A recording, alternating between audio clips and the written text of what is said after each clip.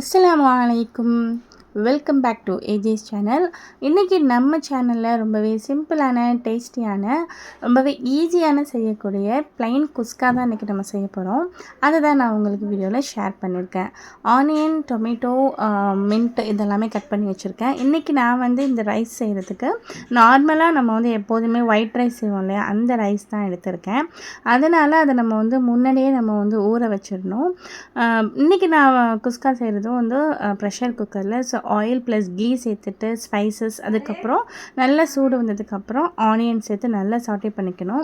Onion ஒரு 50 to 60% நல்லா வதங்கினதோட நம்ம கட் பண்ணி வச்சுருந்த தக்காளியும் சேர்த்து நல்லா வதக்கிடணும்.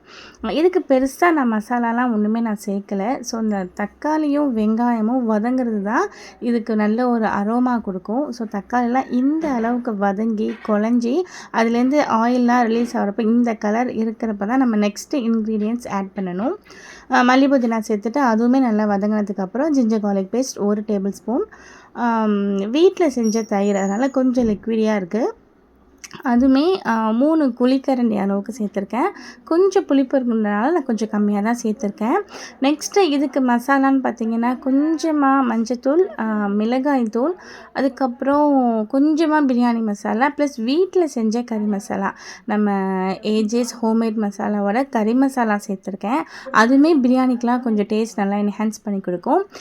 ப்ளஸ் இந்த ரைஸ்க்கு தேவையான சால்ட் சேர்த்துருக்கேன். இது மட்டும் சேர்த்துட்டு நல்லா இந்த மாதிரி மசாலாவோட அந்த ஸ்மெல்லெல்லாம் போயிட்டு இந்த மாதிரி ஒரு கன்சிஸ்டன்சி வந்ததுக்கு அப்புறம் நம்ம எந்த அளவுக்கு ரைஸ் சேர்த்துக்கோமோ அதுக்கு டபுளாக தண்ணி சேர்த்துக்கணும். ஸோ தண்ணி சேர்த்துட்டு அது நல்லா கொதி வர அளவுக்கு நம்ம கொஞ்சம் வெயிட் பண்ணிக்கணும். அந்த ஸ்டேஜில் நான் ஃபஸ்ட்டே ஊற வச்சிருந்தேன் இல்லையா அரிசி, அது எல்லாமே நல்லா கழுவி தண்ணி இல்லாமல் ட்ரைன் பண்ணி வச்சுக்கிட்டேன். இப்போது நமக்கு கொதி வர ஸ்டேஜு. ஸோ நெக்ஸ்ட் நமக்கு கொதி வந்ததுக்கு அப்புறமா நம்ம ட்ரைன் பண்ணி வச்சுருந்த அரிசியை நம்ம இப்போ இதில் சேர்த்துக்கலாம். ஒரு கையில் ஃபோனு ப்ளஸ் இன்னொரு கையில் அந்த அரிசி போடுறதுனால கரெக்டாக வரல. ஸோ ஃபோனை வச்சுட்டு நான் அரிசியெல்லாம் சேர்த்துட்டு நல்லா மிக்ஸ் பண்ணிக்கணும். மிக்ஸ் பண்ணிவிட்டு இப்போ நம்ம சால்ட்டெல்லாம் நம்ம செக் பண்ணிக்கலாம். ஆனால் ஒரு சில பேருக்கு கரெக்டாக இருக்கும், ஒரு சில பேருக்கு கம்மியாக இருக்கும். ஸோ கம்மியாக இருந்தால் இந்த ஸ்டேஜில் நம்ம சேர்த்துக்கலாம்.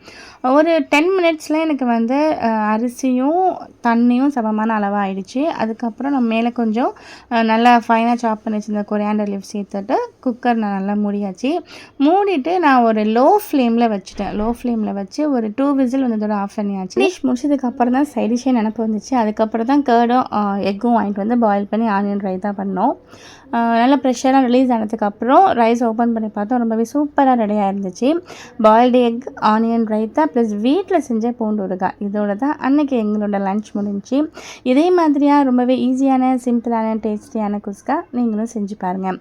இந்த வீடியோ பிடிச்சிருந்தா உங்கள் ஃப்ரெண்ட்ஸ் அண்ட் ஃபேமிலிக்கு ஷேர் பண்ணுங்கள். மறக்காமல் நம்ம சேனலை சப்ஸ்கிரைப் பண்ணுங்கள். தேங்க்ஸ் ஃபார் வாட்சிங். அஸ்ஸலாமு அலைக்கும்.